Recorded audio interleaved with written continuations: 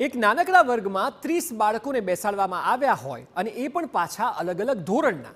જરા તમે જ વિચાર કરો કે બાળકો શું ભણતા હશે અને કેવી રીતે ભણતા હશે. ચોંકાવનારી વાત એ છે કે આવું અન્ય કોઈ રાજ્યમાં નહીં પરંતુ આપણા ગુજરાતના વડોદરામાં જ ચાલી રહ્યું છે.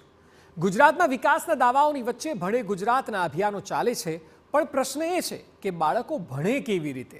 તમારી સ્ક્રીન પર દેખાતા વડોદરાની શાળા નંબર 14ના દ્રશ્યોને તો જુઓ. આ ભૂલકાઓ અલગ અલગ ધોરણના છે. એક જ ક્લાસમાં બાળવાટિકા, ધોરણ 1 અને ધોરણ 2ના વિદ્યાર્થીઓને બેસાડીને ભણાવવામાં આવી રહ્યા છે. કારણ એ છે કે શાળામાં શિક્ષકોની ઘટ છે. તો જે શિક્ષક ફરજ પર હાજર છે તેમને 3 અલગ અલગ વર્ગના વિદ્યાર્થીઓને એક સાથે સંભાળવામાં મુશ્કેલીઓનો સામનો કરવો પડી રહ્યો છે.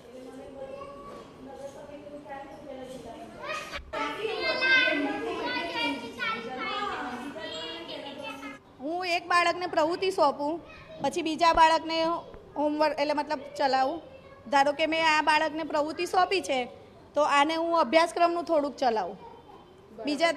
બીજું ધોરણ છે એને થોડુંક એકાગ્રતા ના રહે, પણ જેટલી મારી કોશિશ થાય એટલું હું એકાગ્રતા થાય એ રીતે કોશિશ કરું છું.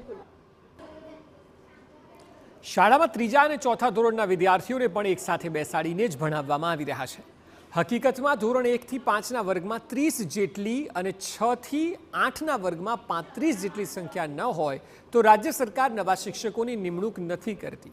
જો કે તેની સામે પ્રવાસી શિક્ષકની સુવિધા આપવામાં આવે છે, પરંતુ શાળા નંબર 14 માટે તે પ્રક્રિયા પણ હજુ પૂરી નથી થઈ. ખુદ શિક્ષકો પણ લાચારીનો સામનો કરી રહ્યા છે. ત્યારે મુદ્દો એ છે કે આમાં બાળકોની ભણવાની એકાગ્રતા ક્યાંથી રહે. અચ્છા, જો બાળકોની સંખ્યા ઓછી હોય અને શિક્ષક ના મળે તો એ લોકોએ જોડે જ ભણવું પડશે? તો જોડે જ બેસવાનું હોય છે અને અલ્ટરનેટ લેતા જ હોય છે ક્લાસ તાસ પ્રમાણે ક્લાસ લઈએ, પરંતુ જો 3જા ધોરણના બાળકો 4થા ધોરણના બાળકોના અભ્યાસમાં ધ્યાન આપે તો પોતાનો અભ્યાસ ચૂકી શકે છે. ના, એવું થતું નથી. આમ તો શિક્ષક બંનેને કંઈક કામ સોંપીને પછી બીજા ક્લાસનું કામ પણ લેતા જ હોય છે જોડે. બાળકોની માનસિક આપણે જાણતા હોય છે કે લોકોના મન ચંચળ હોય, જો બાજુમાં બીજો અવાજ થતો હોય કે કોઈ પણ સાંભળે તો એ લોકોનું કોન્સન્ટ્રેશન ના રહેતું હોય. પરંતુ મેડમ આમાં એવું છે, ક્રાઇટેરિયા એ રીતનો જ છે કે અમુક સંખ્યા પ્રમાણે જ શિક્ષક મળવા પાત્ર છે. એટલે એના માટે અમારે જે શિક્ષકો અવેલેબલ છે એને 2 ક્લાસ જોડે બેસાડવા પડે, એ પણ અમારી મજબૂરી છે હમણાં.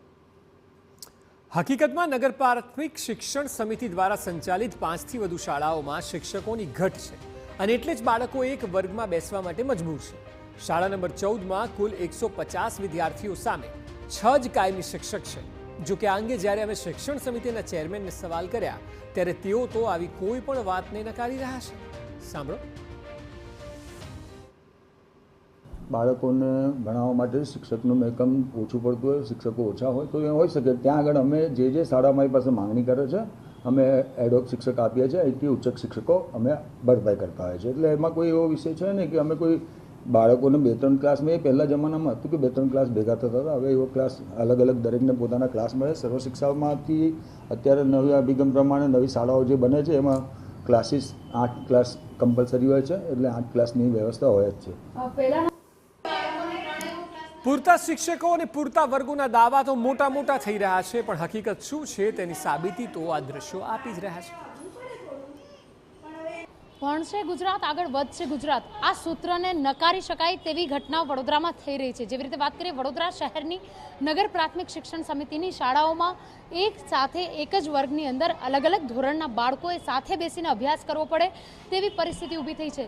એક તરફ વાત છે ક્લાસરૂમની અછત અને બીજી તરફની વાત છે કે જે પ્રકારે શિક્ષકોની કમી છે. વડોદરા શહેરની આજે નગર પ્રાથમિક શિક્ષણ સમિતિની 14 નંબરની શાળામાં હાજર છે, જ્યાં આગળ 150 બાળકો વચ્ચે 6 જ શિક્ષકો હાજર છે. આ 6 શિક્ષકો એવા છે કે જેઓ કાયમી પર છે. અન્ય જે પ્રવાસી શિક્ષકો છે તેઓ 3 બોલાવવામાં આવી રહ્યા છે, પરંતુ જેવી રીતે ધોરણ 3 અને 4ના બાળકોને સાથે બેસાડવામાં આવે છે તો બાલવાટિકા, ધોરણ 1 અને ધોરણ 2 આવી રીતે પણ 3 વર્ગના બાળકોને સાથે બેસાડવા પડે તેવી પરિસ્થિતિ છે. જે પ્રકારે રાજ્ય સરકાર દ્વારા શિક્ષકો બાળકોની સંખ્યા આધારિત આપવામાં આવે છે, પરંતુ જો આ સંખ્યા આધારિત આપવામાં ના આવે અને ધોરણ પ્રમાણે આપવામાં આવે તો કદાચ બાળકોના અભ્યાસ પર અસર ઓછી થઈ શકે તેવું પણ જોવા મળી રહ્યું છે. કેમેરા પર્સન રોહિત ગોયલ સાથે ન્યૂઝ TV9 વડોદરા.